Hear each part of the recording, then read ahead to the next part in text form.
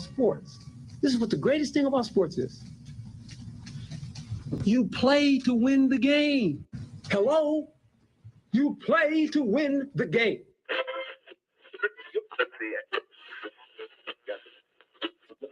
Winning isn't everything, but it's the only thing.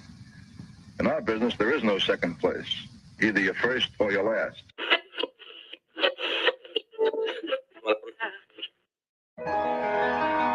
Ain't this what they've been waiting for? You ready? And now, the W with Walls and the Crew. Good morning. Where winning isn't everything, it's the only thing. On 100.1 FM. Good morning. And Facebook Live.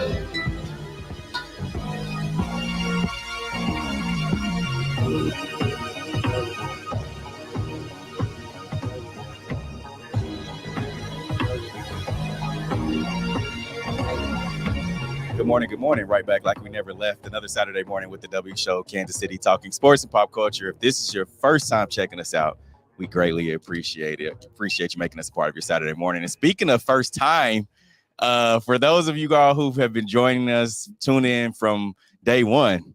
The guy who helped start this thing, Michael Watson, was the W with Walls and Watson. Mike, what's happening, man? What's going on, my brother? Man, it's good to have you in the studio, man. I'm just humbled to be here, bro. And congratulations on 6 years, man. This is amazing of what you started, man, and pulling me in and get an opportunity just to work with you and seeing where you have grown into now, man. I'm so proud of you, man. I'm happy for you, seriously. Appreciate it. Jazz, how was your week? It was good. We had a quick turnaround. Yeah. Quick week, being at the combine early in the week, and then the rest of the week, I feel like I was just recovering from that, but it was good.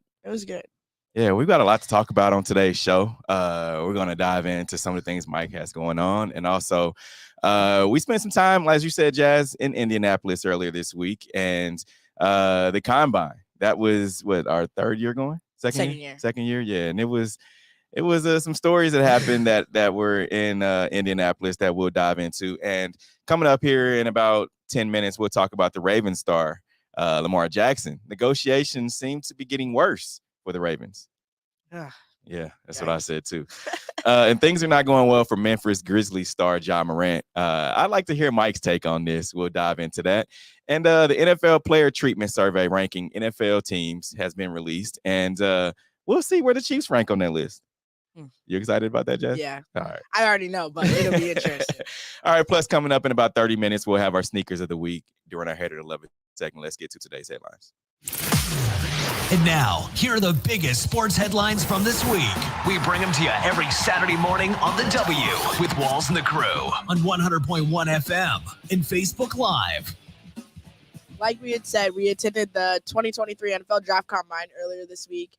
Had a chance to talk to Chiefs head coach Andy Reid and GM Brett Veach.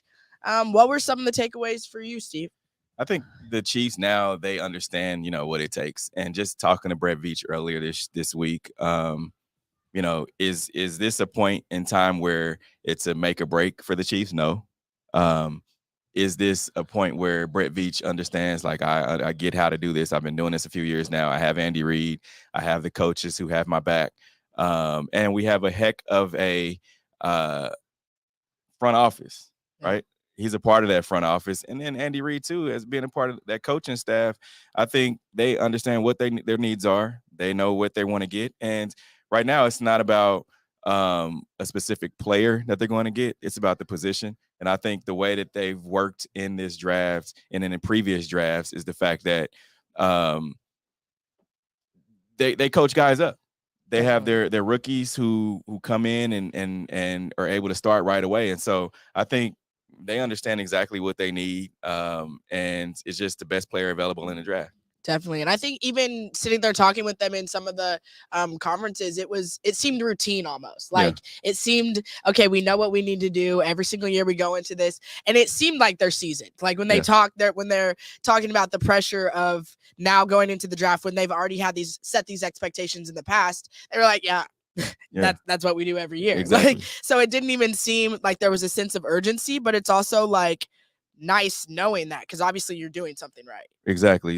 And Mike, I asked Andy and Brett, does it have any added pressure right? Like you've got 10 rookies last year, 11 rookies. 10 of those guys were playing because they needed to play. Does that make any added pressure for those guys to you? Well, I think not only having the rookies brings the pressure, but I think the time and where we are, you have Kelsey coming on probably down at the end of his career. You have Andy Reid, who may be transitioning in the next couple of years. Right. So you have an opportunity to really capitalize on the dynasty that the Chiefs have. And so I think the draft is important on bringing in the players who can help solidify the foundation, possibly in the secondary. I know we have cornerbacks who are young and not costing us a lot right now, but you got to shore up that secondary. You got to shore up that safety position, and you got to get a edge rusher who can really dominate on the edge. No Frank Clark?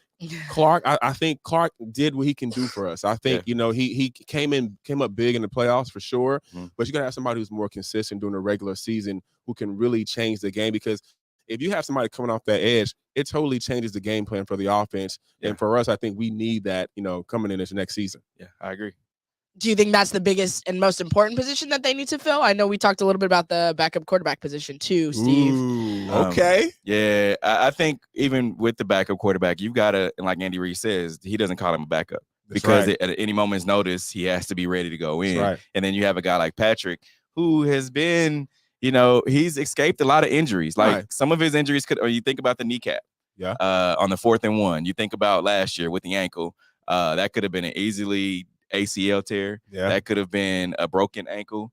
So he's escaped a lot of what ifs. Yeah, for sure. And now you got to understand, like, okay, we see that and we see what kind of player Patrick is. He takes chances, so we got to have somebody that's able to go in there and get it done right away. Is that a Marcus Mariota? Is that someone of that caliber, or is it someone we may not know yet, or somebody we haven't on our roster already? What do you think? That's a good question, because asking Brett about that, what kind of caliber of guy do you want to bring in? And he said, it's just you want to get a guy that can challenge Patrick, first of all, in the film room, challenge him in the locker room. Not a guy that is, you have some rookies who can come in and get it done, but you want to get a guy that Patrick's done everything that he can do. He's won 2 Super Bowls, 2 Super Bowl MVPs.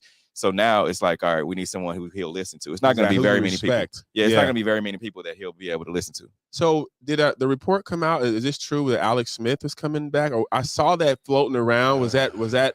I would hope so. Yeah. As a quarterback coach, I think that would be a good move, but I don't know if that's what Alex Smith wants to do.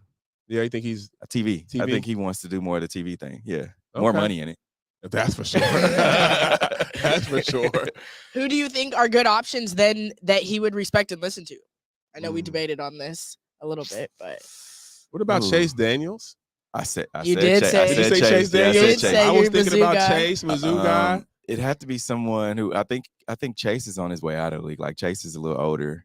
Henny was as well. So that kind of may be a perfect fit. He can still come in and dip and dink. But Henny had been proven. Like Chase, true. Chase has always been a backup. Henny was a starter at one point. And so I think, it's not going to be very many. What about Aaron Rodgers? No, it's not going to be very many people that can QBs that can come in and actually, get the respect from Patrick. Even though I think Patrick will say, I respect him. He's going to be a good addition to this team. I just don't think it's very many guys. Yeah, I agree with you on that. That's going to be tough. And even coming in, like, think about the locker room aspect. So, like, everybody knows, like, it is Mahomes' room. Like, so coming in, how is somebody supposed to navigate that? Like, yes, you're supposed to listen to me, but at the same time, like, this is your world. We're just living in it. Who's going to adopt that role? Like, yeah. And the brotherhood, like we've talked about so many times, the brotherhood, how they all kick it, they get along. Like, who do you think could actually genuinely adopt that trait? I think anybody who comes in has to acclimate themselves to the locker room. That's one thing. This is Patrick Mahomes' team, Travis Kelce, Chris Jones. Yeah. That. So that makes it easier for you to fit in and find your niche, in a locker room, because those guys have it nailed down. They know what it takes to win at the top. So they've proven that. And so I think people coming in, I think they'll change themselves, versus having Patrick and those guys have to adjust. Steve? I agree. You can get, I don't think you look in the draft to see what you can get. You probably can get someone in the 6th round, undrafted maybe. I mean, they're good at that. Look at Isaiah Pacheco, like 6th rounder. Monster. Who would have thought? You know, from Rutgers. Yeah. I mean, but so that just goes to show you that they have some scouts out there that are looking. So I think they have some ideas on guys. Do you want to give up somebody to get a backup quarterback? I mean, I think that may be an option. You have 11 draft picks this year. I don't know if you give up for a backup quarterback. I think you just kind of keep thanking the football guys for what we have now. Yeah. You got to prepare for it. I think we have a young guy on our roster, young quarterback on our roster who I forget his name right now, but he was okay. You know, he wasn't bad. I feel like he showed some flashes last year in the Chambers. Yeah. So some flashes of got a strong arm. He's mobile. And really in a backup situation, you want a quarterback who's a dual threat. You don't want a quarterback who's just in the pocket because you don't know the whole playbook. Mm-hmm. You're not comfortable. You got to be able to get out there and scramble sometimes when it calls for it. You've seen that in Tennessee. You see that, work out in Baltimore with guys who can come in, who have legs, who can, make a play when they need to. Yeah. Definitely. Now, like we said at the Combine, we got to see the media really get into action in real life, which was one of my first biggest experiences personally. But Georgia's Jalen Carter pulled from media interviews at the NFL Combine with the news that he was left the scene of a fatal crash resulting in arrest warrants issued Wednesday. Some more along those lines that are getting a little sticky with the case. Yeah. Steve, your thoughts? I understand the way media moves, right? Like we were in the car getting ready to go into the convention center. And the way that the Combine works is the position groups, they meet as like a group to be interviewed by the media. And so 9 of the defensive linemen in that position group, I think it was group 2, they were set to meet at 10:30. Well, 10:20, this news broke of, Jalen Carter is wanted for arrest, has an arrest warrant for him in Georgia for the racing and the death of teammate. And so I'm like, Jazz, you see this? And so we get in there and they, of course the players are sitting down and pull, right? The NFL is like, nope, we're not going with that. You guys aren't going to be able to ask all, because first of all, the players aren't, they've been mentored on how to handle media, but they aren't versed in to answer questions like that. Not at all. I think one, the situation overall, you have to be respectful of the young people who passed away in that car accident. You do. But at the same time, the fact that the media was sitting on this report, the fact that the officials decided to wait until that morning, knowing he was going to be there. And then on 2 misdemeanors, they're not felony charges. They're 2 misdemeanors, things that he will likely plead down to and might possibly get community service. So things that weren't that big of a deal. You see how they wanted to make it a big deal, to make it a splash. Unfortunately, to make their case off of this young man who's probably could be a first pick in the draft. And so it's unfortunate that happens, but you guys move in media all the time and you see it. But again, that's a side of media that I just don't agree with, trying to make a splash off the backs of someone and then off the tragic situation. I just didn't agree with that. Yeah, definitely. And even throughout the week, we made comments to each other like, could you imagine this is one of the biggest weeks of your life leading up to it? The anxiety, you're thinking about what shoes do I wear? What's the right move to make? And then for somebody to come in at that very moment and that this week leading up, because that was 3 days before he's even running drills. Like you're not even at the point where they're really counting the numbers yet. So it's really just it gave the vibes of playing with somebody's head. And I really could not get with that, watching it all unravel in front of us. And even asking general manager of the Washington Commanders talked to John Harbaugh, head coach of the Baltimore Ravens, asked him, what is their philosophy on when kids make mistakes? Because they're still kids at the end of the day. Really? What's their philosophy on when these guys in college are making that mistake? Do they look at it as, is it their personality or is it their character, or how do they separate their character from a guy who just made a bad choice? Right. And they both said, we see what type of person they are. We go all the way back and we try to interview them and ask them just questions to figure out who they are, because we've all been there. We've all made mistakes. And so that's what they, said that they look at. That's a great answer, bro. You're dealing with young men who run as fast as they can and as hard as they can to another human being. Something is going to not be right in their mind. That off top as a football guy, you understand that. And so you look for that. That's an edge that you look for when you're drafting. their ability and their willingness to take a risk, and unfortunately you have to compound that and say, okay, is this something that this person is a precursor to their behavior, or is it something that was just a mistake that can be corrected with the proper mentorship? Because like you said, Steve, these are kids. These are 19-year-old, 20-year-old. I have kids older than these young people. And so it's like you're going out there and handing these guys millions of dollars. The responsibility that comes with that, they're not fully prepared for that. Right. And even before that moment, NIL deals, they're seeing thousands before they even get there. Thousands of dollars. Right, millions. Literally. And at 21, 20, Can we go back? Can we wake up and be born in 2000 again? What would you like going back to that? Like, what would you feel like NIL deal? Would it be like a drink sponsor? Would it be like a Gatorade or something? Like, who would you try to get as a drink? I don't care. I just want half a bag. I want half a ticket for whatever I do. I can sell chicken wings and be vegan. I don't care. I mean, it's amazing. Like wings and things. Holla at me. I'm telling you, every day. And to that point with the combine, obviously that we got the draft coming up in Kansas City. Do you think it affects his draft pick, where he falls? How do you think that goes down? I don't think so at all. I think they're going to look at this and because it's misdemeanors, right? Because he didn't hit anybody, he didn't do anything. He probably made a call and said, "Hey, get out of there." That's how that works at that level in college football. Hey, get out of there. You didn't, you weren't involved in it. Now they pulling this stuff back. I think it's going to be pleaded down. It may be dismissed. I think it's going to be that kind of thing. But the NFL teams are not going to pass on that kind of talent based off of this. Nothing super egregious. He didn't cause the accident or anything like that. So I don't think it affects his status at all. And it's a lot of money floating around there in Georgia. A lot of money. So, that's one thing that the University of Georgia does not want is that microscope coming down on them as an institution. So I don't think there'll be anything, but let him drop to number 32. Let him drop. You talk about defensive end, man. Come on, let him drop. He ain't dropping at all. He ain't gonna drop past 3. You don't think so? Heck no.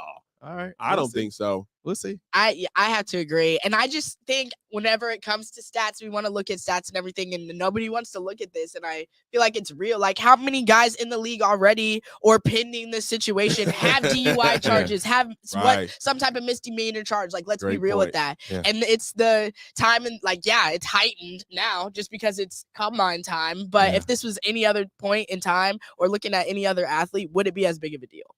And not only that, but these guys have to smarten up.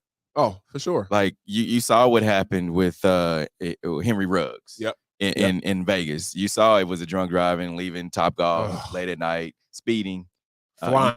You saw what can happen. Yeah. And so I think these guys need to have and we talked about Chris Carter, where he was, was a few years back, and he talked about having a fall guy. Yeah. Well, even better than that, you have to have someone that's in your corner that's telling you no beforehand. Yeah, you got to have that. And so they've got to figure it out. And I think with better situation to have all these young players, and it was like, man, next could happen to me. This could be me. Exactly. It's a crossroads opportunity, and it happens a lot in your life especially when you're young. You get an opportunity to get to the crossroad and say, if I'm going this way, my life could be this way. If I go this way, it could turn out not like I planned it. And so I think for him, it's a learning opportunity. And not only for him, like you said, for the players around him as well. I agree. Definitely. Now, Lamar might be learning a few things right now. Baltimore Ravens QB Lamar Jackson's negotiations seem to be getting worse from the Ravens. Steve, your thoughts on this one? Man, you know what? It's crazy because we talked to John Harbaugh at the combine, and he's all about, I love Lamar. This is between the front office and Lamar. No, Coach Harbaugh, you have enough seniority to be able to say, no, this is my team. If you guys want me to be here, you want me to be the head coach of this team, I need Lamar. Because who else are you going to try to risk it for the biscuit and okay, we'll take what we can get as far as draft picks for Lamar? No, that's a quarterback. We've seen it takes a good quarterback in this NFL to be able to win. To compete. Yes. And if you don't have the quarterback, you're not going to just throw anybody out there and throw a rookie. We've seen what happens with rookies. They get chewed up and spit out. They do. So, yeah, I don't see them trying to – if they go away from Lamar Jackson, it's not going to be good. He's a generational talent. Yeah. He's not just, a Garoppolo. He's not one of those guys who's going to come out there and just, dink and dunk and, matriculate down the football field. He can change the game in so many ways, put pressure on the defense. And for the Ravens to be kind of balking and stalling in those negotiations doesn't fare well for their organization. No one is going to get to Watson's numbers in Cleveland. And that's an anomaly. We know that. We understand that. But you got to be able to get him around that right underneath Patrick, that above my guy for the Giants, who they're talking about 40 plus in his deal right now, the Dak Prescott deal. And these guys aren't winners. This guy's an MVP. You know what I mean? And so for you to be playing around with him, you're not showing how serious you are and how impactful that losing him can actually be. And not only that, too, a lot of these guys are now going to want guaranteed deals. You got to give me my money, dude. And Lamar, and one of the things that I heard John Harbaugh say is like Lamar's representing himself. Sometimes you don't want when you're talking with an agent, it's kind of like the middleman. Yeah. So you're able to say some things like, "Oh, well, Lamar's this." Yeah. Instead of having that relationship with Lamar, you can't really tell him. You can, but you want to tread lightly with that. But he's smart. He has an attorney that's with him in those negotiations who looks at the actual contract language. But he's negotiating for himself, which is extremely intelligent, because you can't come to me and say, "Oh, well, he's injury prone and he's this and he's that." Who do you have, like you said, Steve? Who do you have that can come in and actually make a difference immediately for that team? No one. You don't have it. You don't. So give my man his money, and quit playing. Now let's hear what Ravens GM had to say about the ongoing negotiations with Lamar Jackson. Yeah, Lamar and I are talking. We met recently. It's an ongoing discussion. We both understand the urgency of the situation. It's been a good dialogue, a good discussion. I'm optimistic, as I continue to be optimistic, and we'll see where it goes.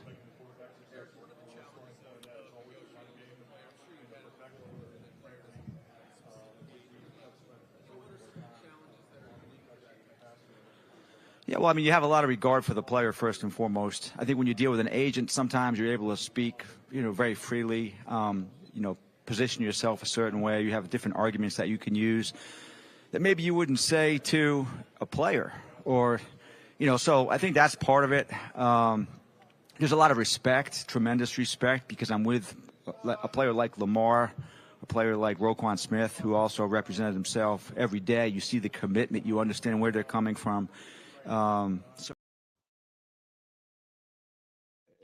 think it's a lot of blowing smoke. That's it. That's all it is. Yeah, if you want to get a deal done, you're going to get it done no matter what. If he's your quarterback of the future, you're going to break the bank for him no matter what. I don't think they believe that. Yeah. I'm just being real with you. I don't think they believe that. I think they wonder how, because he is mobile, is he going to take a big hit that's going to put him out, or are they going to be on the hook for that guaranteed money? Yeah. I don't believe they believe it. I think they want to get him on those yearly deals. What's it called? I'm slipping my mind. Franchise him. Yeah. They want to franchise him right now in order to see what happens. And Lamar ain't having that. And that's smart. You can't. You got to press their buttons. Like, if not, trade me. Because there's teams out there that will take him, sign him right now to everything take him everything that he wants. Of course, without a doubt. Yeah. So they may have another year with it. I love the fact that Green Bay will take him. By Aaron. He bet on himself this year. I love that. So rightfully so. Now, Ravens GM was also asked about his wide receivers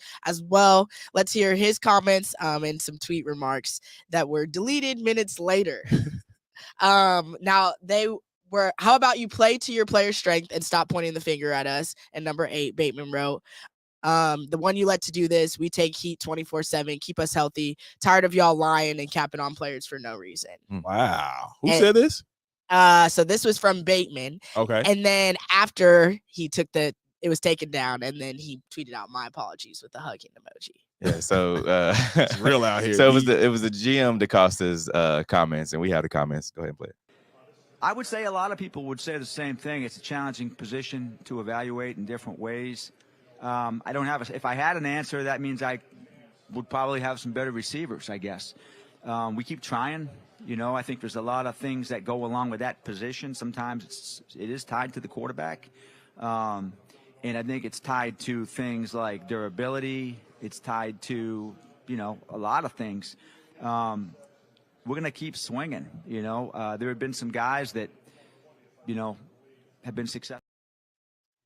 Yeah, if I'm a wide receiver, if I'm Demarcus Robinson, for instance, wide receiver for the former Chiefs wide receiver, now is a wide receiver in Baltimore, and he says that, oh, we've been swinging, we've been trying, maybe I have some better receivers. I'm looking at him like, dude, I know you pay my right name is on my checks, but look, man, like, come on. That's disrespectful. I think that's he put his foot in his mouth. As a GM, you never say that. You never, throw your players under the bus because they're playing for your organization, and really doesn't fall on the players. It falls on the GM. You're responsible for making the moves, for getting the players in there who you feel are the best fit. It's up to the coaches to put them in the best position. So everything falls underneath his umbrella as a leader. That's a poor comment for a leader. Yeah, and that's why he got the response from Bateman that he got. Yeah. I don't blame him. I would have taken it down. I mean, organization would probably hit him like, yo, take that down. Yeah. But they gotta have a conversation now. Like, look, be clear about what you mean. And in today's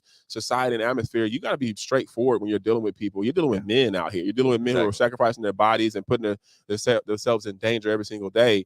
And for you to have a kind of flippant comment like that's just disrespectful. Yeah. And what type of impression does that give to the quarterback and the wide receiver relationship too? Like, that it's pointing fingers versus us versus the problem instead of us versus anybody who's thinking about coming to Baltimore to play with Lamar if he's still there. They're looking like, yo, bro, I don't want that kind of action. Right. You don't want that energy around you. Yeah. Now, Memphis Grizzlies star has had some interesting energy. Ja Morant allegedly punched teen a dozen times, flash gun. A police report says the Memphis Grizzlies point guard Ja Morant has been accused of punching a teen in a little pickup basketball altercation. You guys' thoughts on this one? Man, I've been in that situation where you're playing pickup basketball at the height of your career. You're playing with some jokers who kind of want to go at you, kind of want to prove themselves. Ja has to be smarter. And he's a young guy.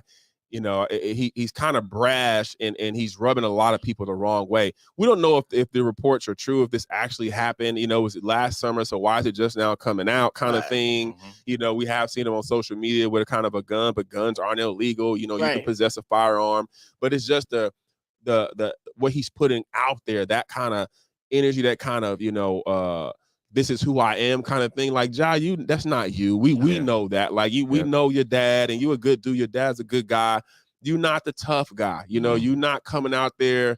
That's not who you are, so don't play it. It's like you in Memphis, and now you're part of CMG. Like, what? Like, who are you right now? Like, it makes no sense, but that shows you the influence that the culture can have on you, where it can change, relatively good dudes into thinking of somebody that they're really not. And money changes it too. Man, look, I mean, he's been paid, and now you got to move in a different direction, in a different way. You can't keep the same guys that you're asking. Oh, should I do it? He asked his homie, should I do it to him? Should I?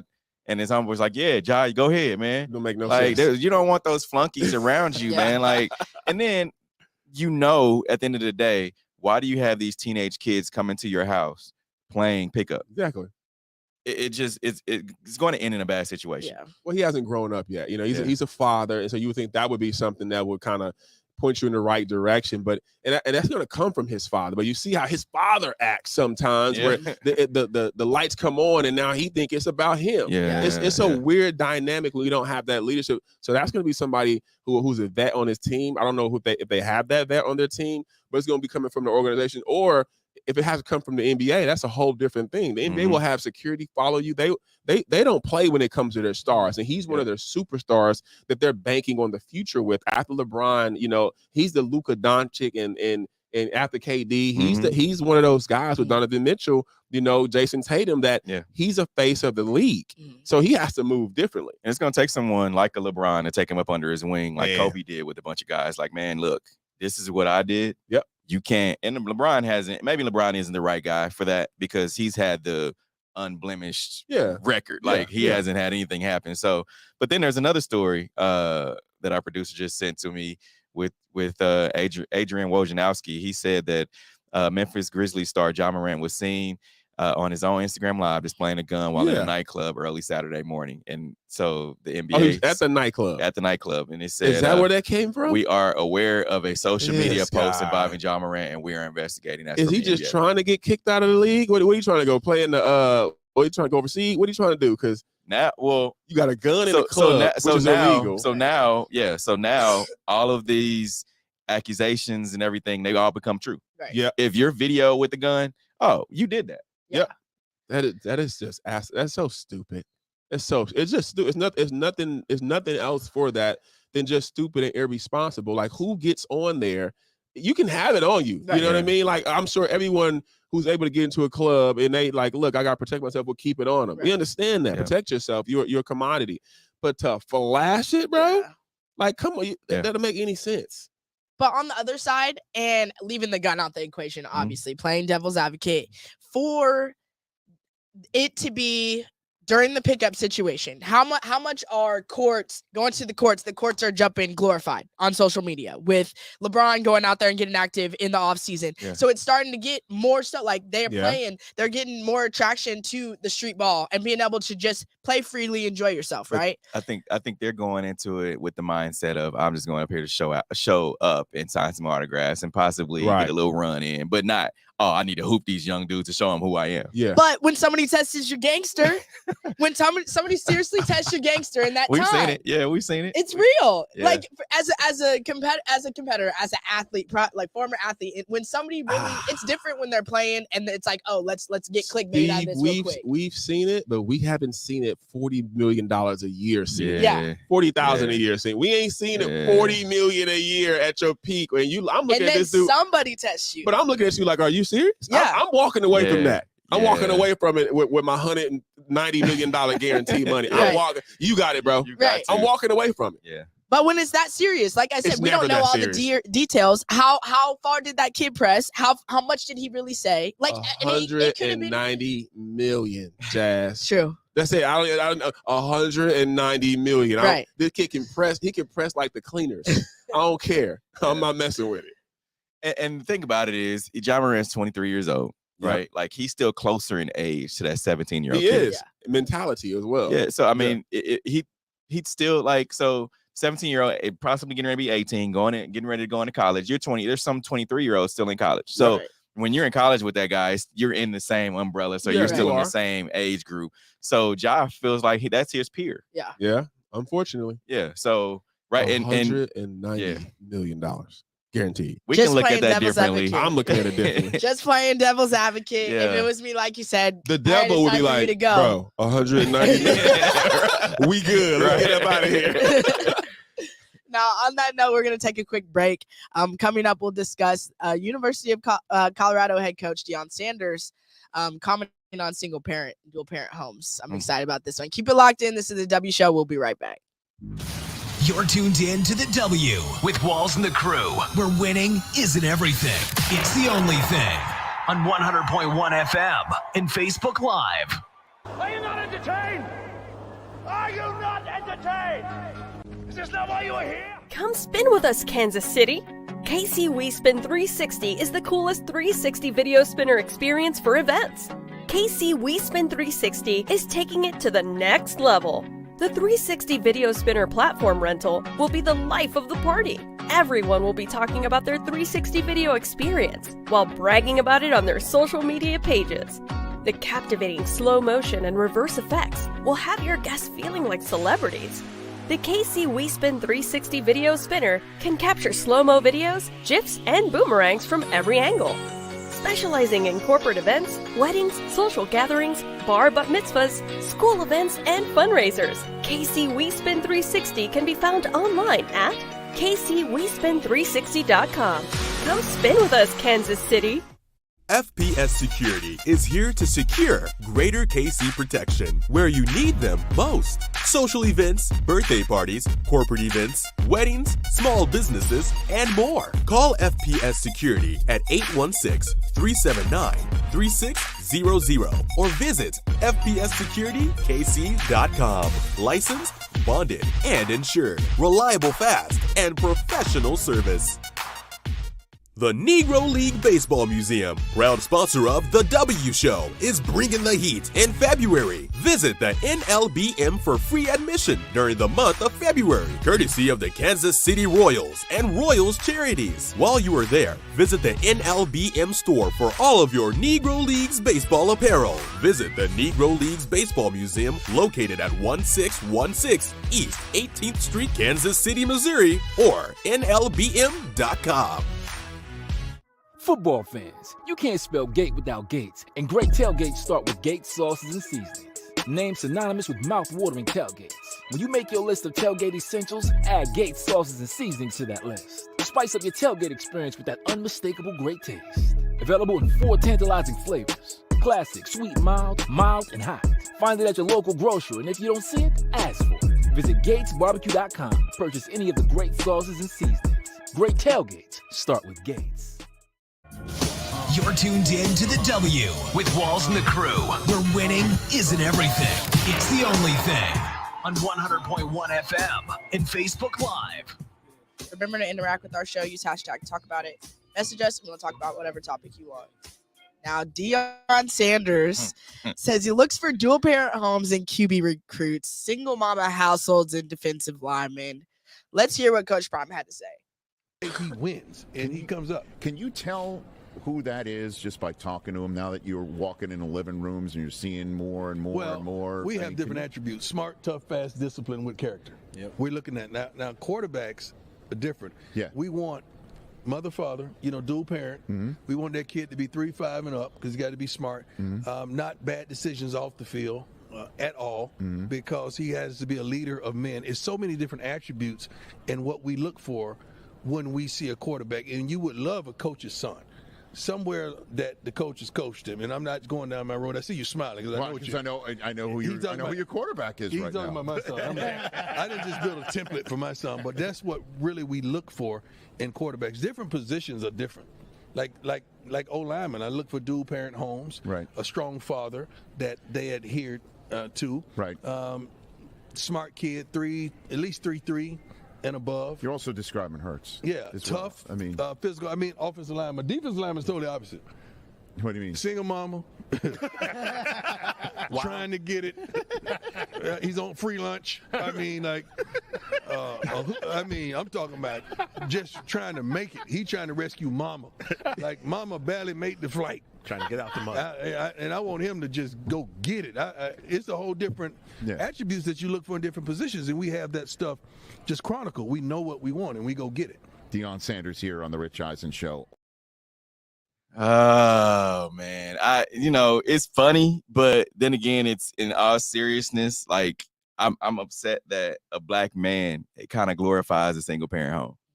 Like, to be honest, it's there, like it's been since the beginning of time, but he's glorifying it.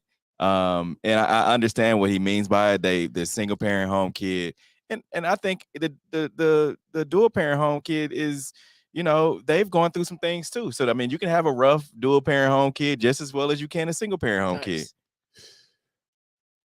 He wasn't wrong. He's not. He's not wrong. I agree with you to an extent on making light of the single parent home. I don't think he was glorifying it. I think he was saying it as relative to those positions, but he's not wrong. We talked about it a little bit earlier with Carter, and that mindset that you have to have on the defensive end. You have to be a dog on that defensive line. You have because you're in the trenches. You're getting hit by 3-4 people from different. It's just a different mentality. I think he was a little more tongue in cheek in his comments. I think they could have been. I don't think they were super distasteful. I think they could have been lightened. But that's Deion, and so he was trying to make light of that. But when you look at what he's saying, as far as the 2-parent home, the studies have shown kids coming out of 2 parents home were usually more successful academically, et cetera, versus a single parent home. But the single parent home, whether it be mother or father, is more of a norm today because 60% of couples are divorced. So what he was saying, I think it was tongue in cheek. I don't agree with, like you said, of making like single moms like. That's the thing. But kids do look at that like, I got to go get it from my mama. So Deion says what a lot of people think, you know what I mean? Like, and we just won't say though. Yeah. And he's also saying it from that's been the norm for white coaches. For Division I white coaches, that's been the norm. We're gonna go down here and look on 12th and Prospect to see who we can get at Gregg Community Center or wherever. So why isn't the question? Why isn't the question like you just posed that now? Yeah. But the demographic. Exactly. It has to be. It has to be looked at that. And Deion is shining that light. Yeah. And on the college football landscape, he's shining that light that is gonna illuminate a lot of things just like that. How do you go and recruit in the inner city versus, in the suburbs or the rural areas, and what are you saying to those kids and to those single moms and those households to get those kids there? I mean, and he's just like, yo, they've been doing it for years to get our kids. Now you have a black man at the top, and I'm just telling you what it is. I'm telling you, I'm not lying to you. This is what it is. And he's pulling those kids. He's flipping coaches now too. Yeah. But the thing about it, now you're gonna have all these kids. I want to come from a single parent household. Yeah. That's how I get recruited. I'm the tough kid. If I'm a defensive player and I see what Deion says, like, dang, he ain't gonna recruit me because he gonna think I ain't tough. But Steve, you and I know we grew up in an era where if you came, we always made fun of the 2-parent homes. You're like, man, you got 3 hots in the cot. You got 2 pens, 2-car garages, 3 meals a day. You got it easy out in Grandview or Raytown. We from Central. We got single parents. We gotta eat the food at school, take the snack home. We thought about this is the 80s, so this is completely different. But now, he's like. And I love that society has shifted to this point to where now let's be straightforward. Let's talk about the things that we wouldn't normally talk about, right? And because everyone has their opinion about it. It doesn't matter, where you come from. Yeah, but even then, when he talks about being a leader of men, and this comment, the way he went about this in itself was not like you could have alluded more to the dog. Why do you work the way that you do? Where do you come from? Your demographic, where are we recruiting you at, versus what the household is structured on? Because like you said, you could have 2 parents that got maybe don't have great jobs or whatever, and so I'm working hard to make up for this. It doesn't have to be because of so-and-so missing, or it doesn't have to be because of that. But as a leader of men, you got to shine light on the good and the bad. And so what I look at it as being a coach and a father and a grandfather, literally, is that you got to be able to tell them, hey, these are your choices. These are your crossroad moments. You can have, a kid out of wedlock and have to raise their kids, a single parent, have that, or you can wait. You could do it that way, marry the person you want to be with and raise your child. So he's giving his guys the game. He's giving them real life. True. I think it's like you say, he could have framed it differently. Yeah. You know what I mean? But he's giving them the real, like, look, man, I done been through this. Yeah. I had kids in XYZ, and I've been married a couple of times. You don't want to do this. You know what I mean? So he's leading in that way, and he's being transparent, which a lot of coaches just aren't. True. Right? Very true. Now, NFL player treatment survey ranking NFL teams has been released.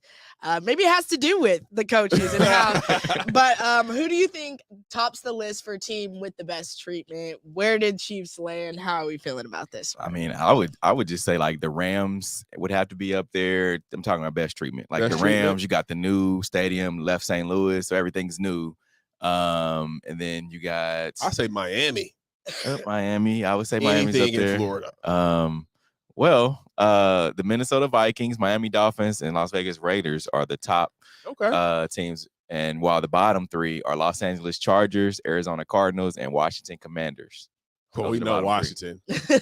That's expected. Yeah. LA was kind of shocking to me in the bottom 3. Yeah. Because of the same thing, like anywhere in Miami or anywhere in Florida. So LA was giving the vibes like, okay, at least I'm in LA, or at least I'm in the Sunshine State. Yep.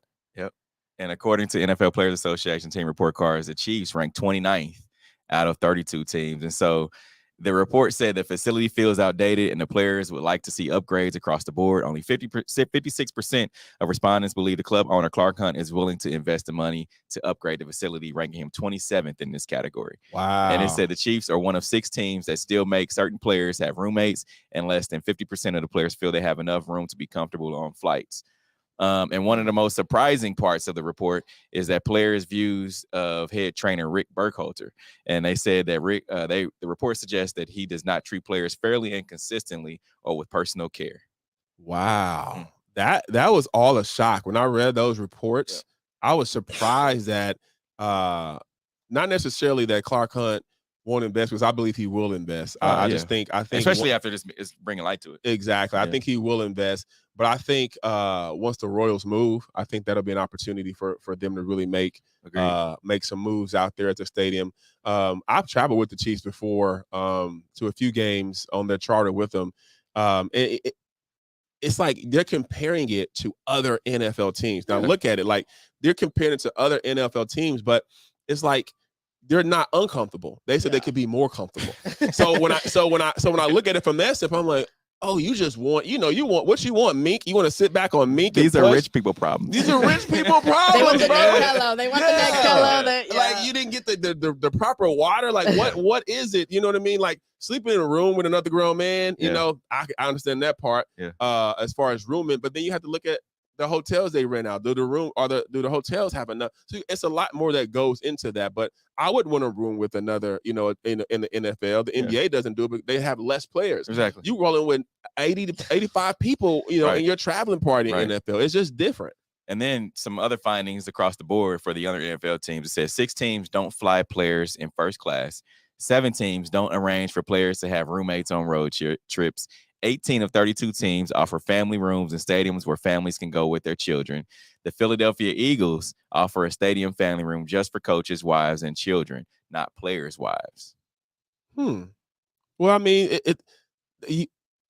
that makes you different. I mean, for me, there shouldn't be uniform all throughout the league for that to be in every stadium. It doesn't have to be. Some of it, like you said, is rich people problems, but some of that is just, people whining. To me, it's just, we don't have my girlfriend, man. She can't be in a suite, with her friends, and that's we're gonna check that off. Some of that is just being petty. You know what I mean? To me.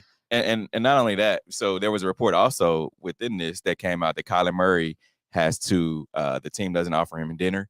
They take it out of his check from the stadium. Like if he wants to eat dinner while he's at the facility, they're taking it out of his check each week. Why? Where does that come from? That's a part of this report. They take it out of his check. They're taking it out of his check. If he wants to eat dinner at the facility, they are taking that meal out of his check. That doesn't even make sense. But he can drive up the road and he can flash his face card and he gets a free meal anyway. Exactly. That doesn't even make sense though. Yeah. I wonder how accurate that is. Because that, it's part of this. It's a part of this report. But that maybe has something to do with his contract. Then that doesn't even make sense because every professional team, no matter what sport, has meals after the games for their players. Doesn't matter who you are. Yeah, and I believe it was so if he's in, let's just say he's meeting, he stays late, working out or whatever, he wants to go up and grab something to eat. If he has someone cooking him some food, they're charging him. That is unbelievable. That is crazy. That's Arizona. Maybe that's why he'd rather go home and play video games. Exactly. Forget the playbook, yo. Yeah. Now we're gonna take a quick break. Coming up, we'll dive into our Hate or Love It segment. Keep it locked in. This is the W Show. We'll be right back. You're tuned in to the W with Walls and the Crew, where winning isn't everything. It's the only thing. On 100.1 FM and Facebook Live. Are you not entertained? Are you not entertained? Is this not why you are here? Come spin with us, Kansas City.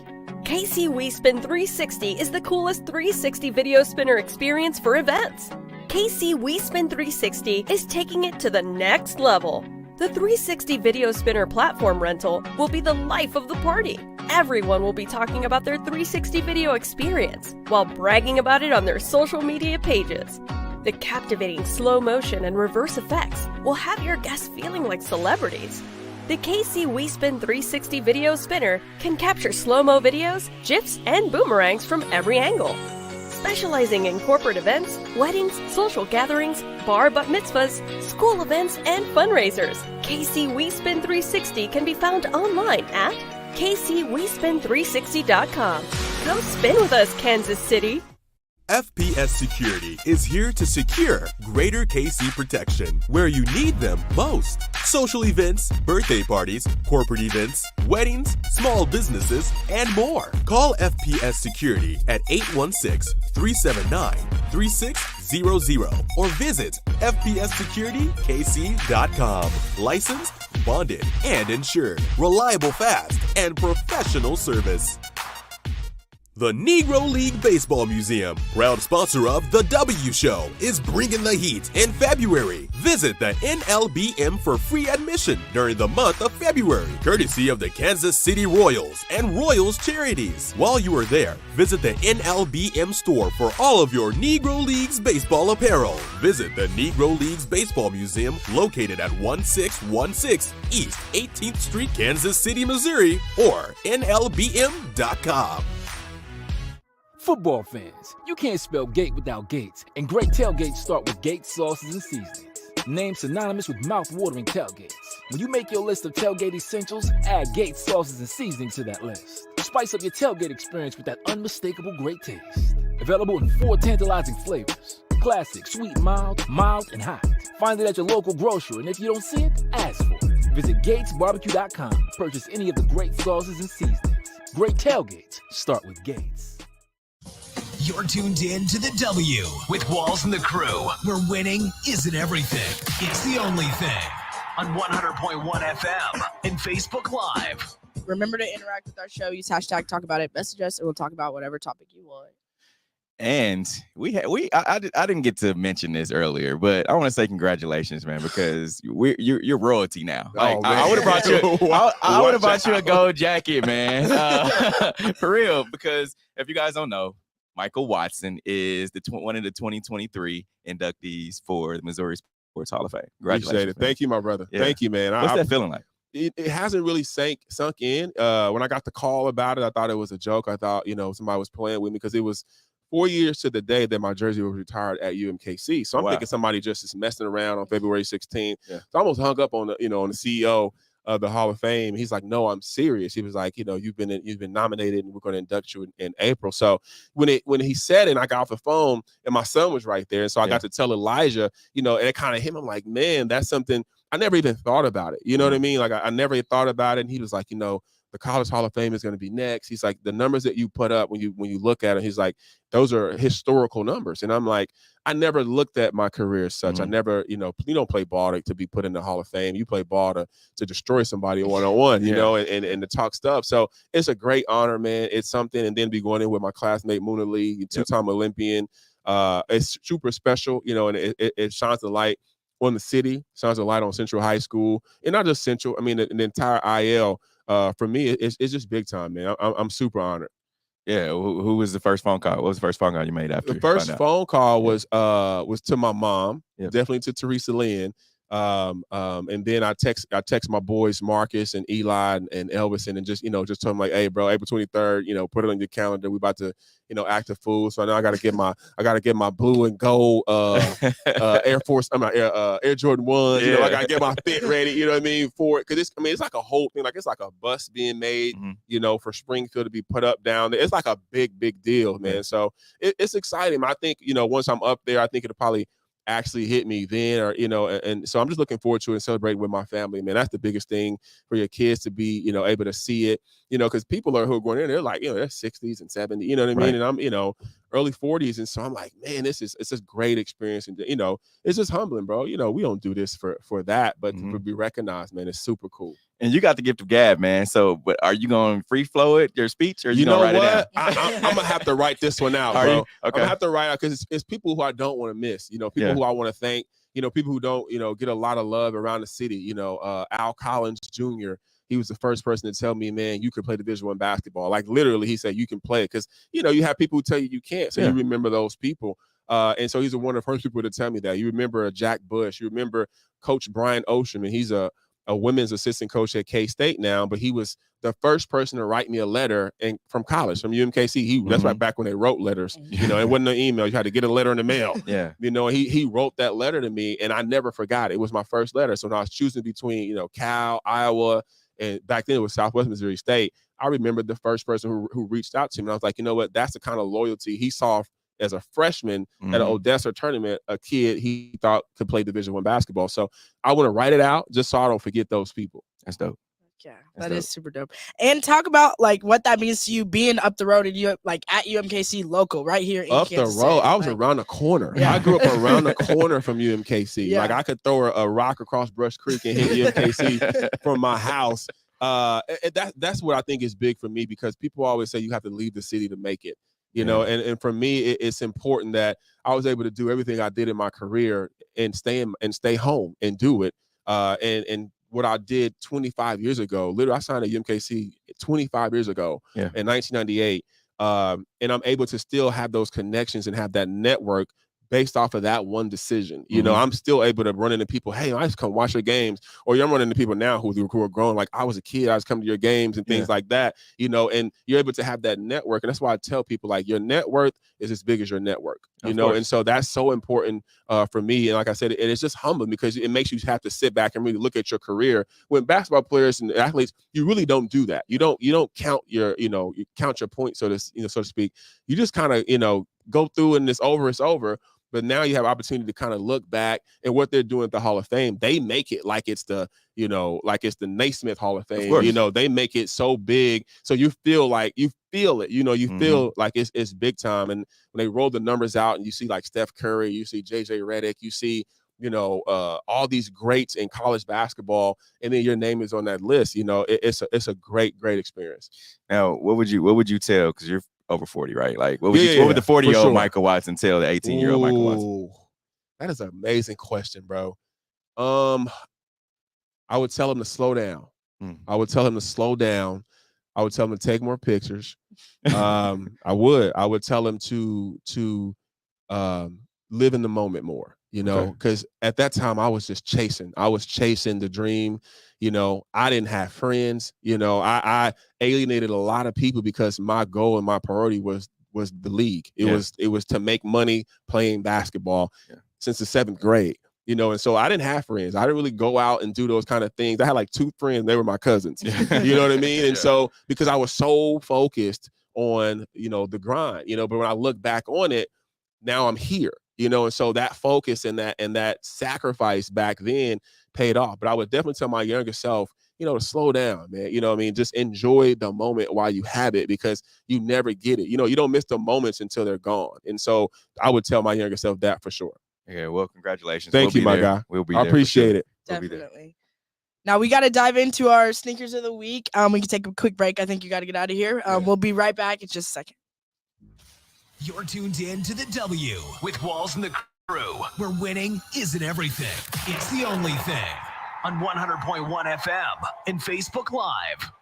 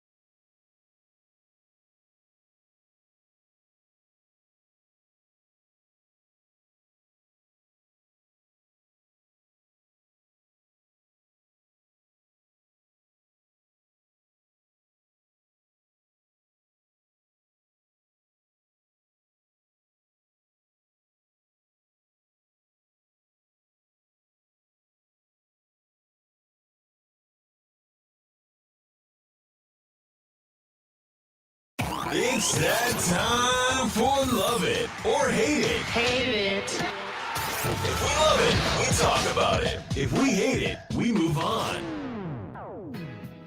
Rapid fire sneakers of the week this week. We got the Air Jordan 5 UNCs. Love them. Need them. Need them. Nike Air Zoom Generation first game. Mid. Yep, mid. Undefeated Nike Air Force 1 low pink primes. These are my favorite this week. Love them. Yep. And Fly Streetwear Nike SB Dunk Lows. Nope. Yes, Nope. I'll give it a yes, but we can talk about it later. All right. We appreciate everyone who joined in on today's show. Thank you to our guests. Crazy we can say he's a guest now. Michael Watson, congratulations again. Missouri Sports Hall of Fame nominee. We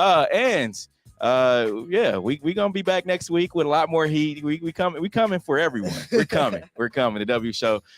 Steve Walls, Jasmine Palmer, and Broderick Burst. We'll be back next week. We out.